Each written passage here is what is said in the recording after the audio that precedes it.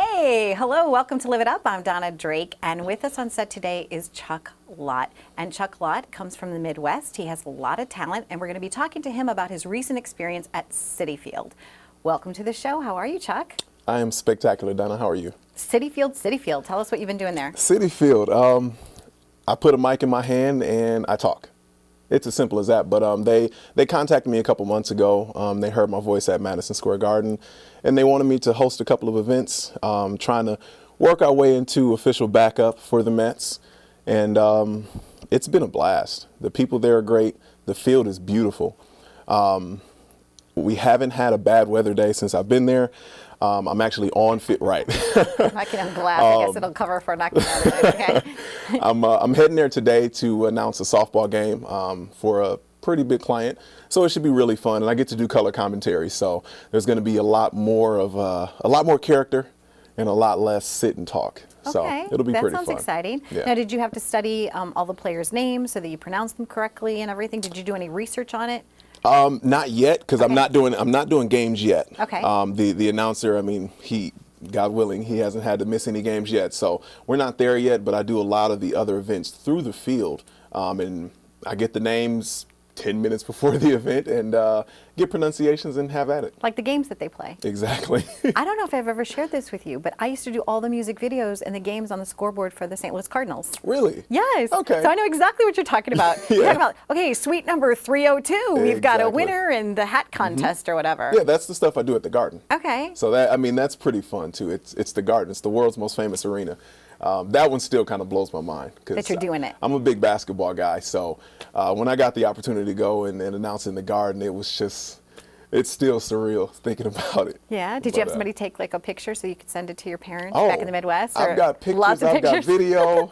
It's all on my site. I got some videos on my site from the Garden. So what was that moment like when it actually happened and you walked right there? Did you feel sweaty? Were you like, No, it was your wasn't heart sweaty. palpitating? I mean, my heart was beating, but it was the butterflies that get you through. Nothing stopped me. I wasn't nervous in a bad way. I was really excited.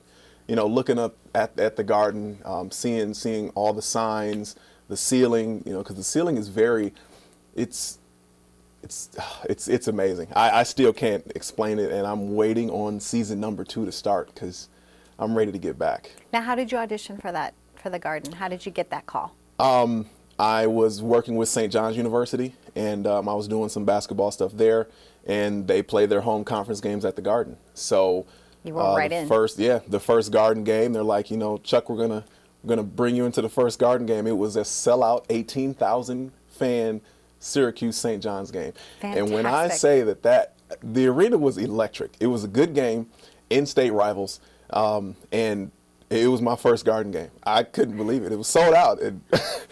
It was a blast. But it was normal for me. I've announced in front of crowds that large before, and it was just another day at work for me. But the other big thing here in New York, because you've only been here a couple of years now, is the Macy's Thanksgiving Day Parade. Have you seen it? It's not the same as when you watch it on TV. I'm just thinking, I was equating that to like seeing the Garden and then being in the Garden and then, It's funny you say that because the cheerleading company that I used to work for, yes, I was a cheerleader, we actually perform at the Macy's Day Parade every year. So you were in it? Once. Yes? Once. Well, once is a lifetime experience. It is. It's a lot. It's a lot to take in. Okay. It's definitely a lot to take in. Yeah, but it is really different than when people see it on television, right? And then very. You're seeing it, it's grandiose, it's fantastic, it's memorable, it's Yeah. exciting. They throw candy out at you and everything. And then you probably were hoping you didn't fall on the candy from the clowns. I guess you had to be careful cheerleading. Of course. Okay. But we stop and it's not like moving and throwing people in the air. Like we stop, then we do something, and so. Well, that's good. Yeah, because if you throw them, you have to project them forward, run up and try to catch them. It's a lot more controlled than what you think, but yeah. And what got you involved in that? In cheerleading? In cheerleading? Yeah. Oh, my goodness. That was, 15 years ago. I was playing ball in college, and I stopped playing ball to focus on track. I wanted an off-season workout, and the cheer coach at the time, we were good friends. She was our head athletic trainer for basketball and track. So I had a really good relationship with her, and she wanted some guys on the team. I didn't have anything to do on Saturdays, and I was just like, okay, here we go. And 12 years later, I've been all over the world coaching cheerleading, all over the country coaching cheerleading, and I mean, it was a blast. I wouldn't take it back for the world, but yeah, I'm now done with that industry and moving forward. Now, what life skills did you gain through that? Discipline, like what would you? Was there something that carries over for you now in the career that you're launching and that you're experiencing? Just being versatile. Okay. Being able to adapt to any environment. I come from a town of basketball players, basketball and football players. So when I went home the first couple of years, and I'm like, yeah, I cheer. Like, you what?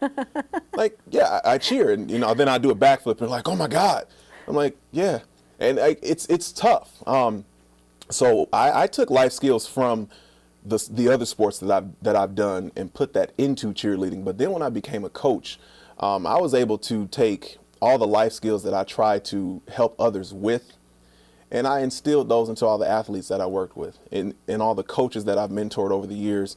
And it was very rewarding over the years working with so many athletes, so many coaches, even the parents. Learning from the parents, learning from other coaches, learning from my kids.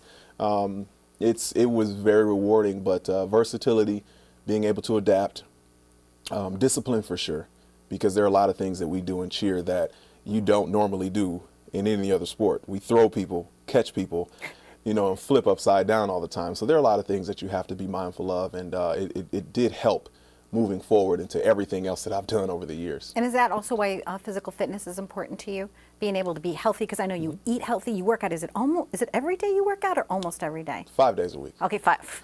Pardon me. 5 I days a take the week. weekends off now. Okay. I changed my workout plan up a little bit. Okay. And so you're using your physical fitness ability, your versatility, your on-camera experience, you're working at the Garden. You've been doing fantastic things. Are you looking to get into maybe some film work, or I know we're going to be hiring you to do some stuff with Live It Up, that's a given, but how would you like to expand your career? What's next for you? What's next? Well, I'm working on voiceovers right now. I have a couple of studios. My cousin, who's actually a producer, we're working together as well.